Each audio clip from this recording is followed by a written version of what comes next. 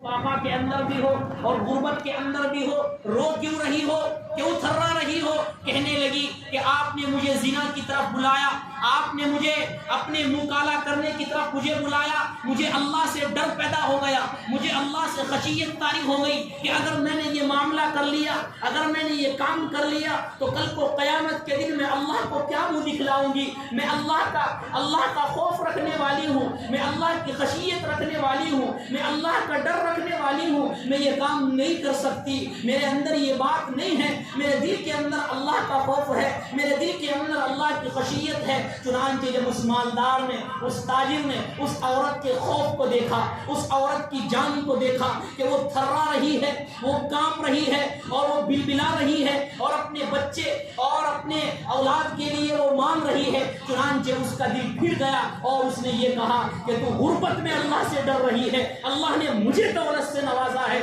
میں کیوں اللہ سے نہ ڈروں؟ اے میری بہن جا، میں تجھے چھوڑ رہا ہوں اور یہ تیرے لیے سامان ہے، یہ تیرے لیے چیزیں ہیں، جا تو اپنے بچوں کا پیٹ بھر، اپنے بچوں کو کھلا۔ چنانچہ وہ خوشی خوشی اپنے سامان کو لے کر اپنے گھر آتی ہے، اپنے بچوں کو کھلاتی ہے، اپنے بچوں کا پیٹ بھرتی ہے۔ اس وقت کے نبی حضرت موسیٰ علی نبینا علیہ الصلاۃ والسلام پر وحی آتی ہے، اللہ رب العزت فرماتے ہیں اے موسیٰ جاؤ فلاں بندے کے پاس، جاؤ فلاں بندے کے پاس، اس کو خوشخبری دے دو۔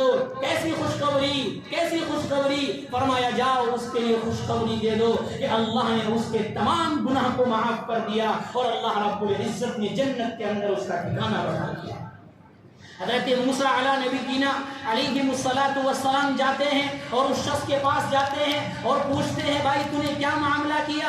اللہ نے میرے اوپر وحی بھیجی ہے کہ جاؤ فلاں بندے کو جنت کی خوشخبری دے دو، جاؤ فلاں بندے کو جو ہے جنت کا پروانہ عطا کر دو، جاؤ اس شخص کے پاس، تو نے کوئی نیک عمل کیا ہوگا، تو نے کوئی اچھا عمل کیا ہوگا۔ پھر اس نے اپنی کہانی بتائی، اس نے اپنا قصہ بتایا کہ یہ معاملہ تھا۔ اس وقت حضرت موسیٰ علی نبینا علیہ والسلام نے فرمایا کہ ہاں بھائی ہاں، یہی ہوتا ہے کہ جو اللہ سے ڈرتا ہے اور اللہ کا خوف کرتا ہے اور اللہ کے ڈر کی وجہ سے، اللہ کے خوف کی وجہ سے، اللہ سے خوف اور خشیت کی وجہ سے وہ گناہوں کو ترک کر دیتا ہے، اللہ رب العزت پھر اس کی مغفرت ہی فرماتے ہیں، اللہ رب العزت پھر اس کے لیے جنت ٹھکانہ بنا دیتے ہیں۔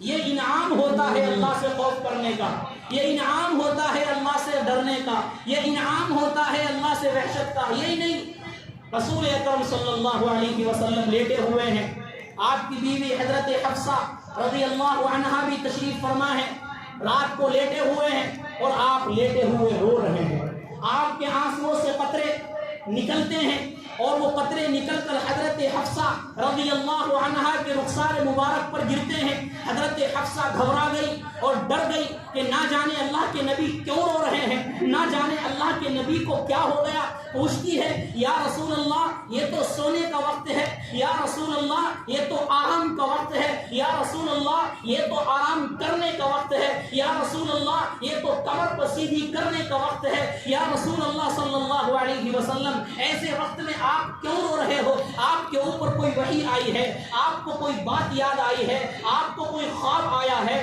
آپ کو کیا چیز نے آپ کو ڈرایا ہے کہ آپ اتنے رو رہے ہیں، اتنے رو رہے ہیں کہ آپ کے آنسو کے قطرے میرے رخسار پر گر رہے ہیں، میرے جسم پر گر رہے ہیں؟ آپ کو کس چیز نے رلا دیا؟ آپ کے تو اللہ نے گناہ معاف کر دیے، آپ سے تو گناہ ہو بھی نہیں سکتے، پھر بھی اللہ نے آپ کے لیے جنت کا اعلان کر دیا، اللہ نے سب کچھ آپ کے لیے بنایا ہے، جنت آپ کے لیے سجا دی گئی ہے، جنت آپ کے لیے سجا بنا دی گئی ہے، جنت کو آپ کے لیے سجا دیا گیا ہے، آپ کے لیے جنت بنائی گئی، آپ کے لیے دنیا بنائی گئی، آپ کے لیے سب کچھ بنا گیا، آپ رحمت للعالمین ہیں، آپ کی بخشش کر دی گئی، آپ کی مغفرت کر دی گئی، پھر بھی آپ رو رہے ہیں۔ وجہ کیا ہے؟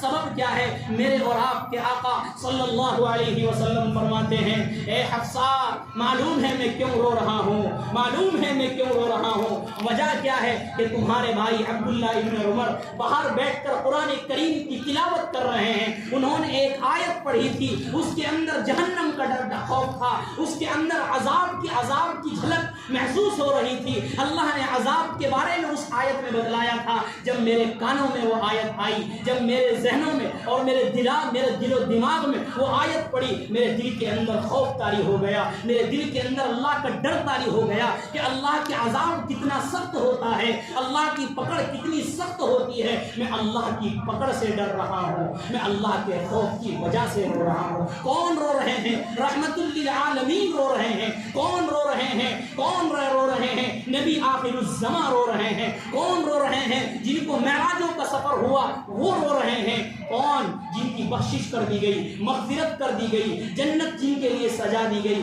لیکن ان کے دلوں کے اندر بھی اللہ کا خوف تھا۔ یہی نہیں، آپ علیہ الصلوۃ والسلام معراج میں جاتے ہیں، آپ نے دیکھا فرشتوں کو کہ کچھ فرشتے سجدے میں پڑے ہیں اور کانپ رہے ہیں، تھرا رہے ہیں۔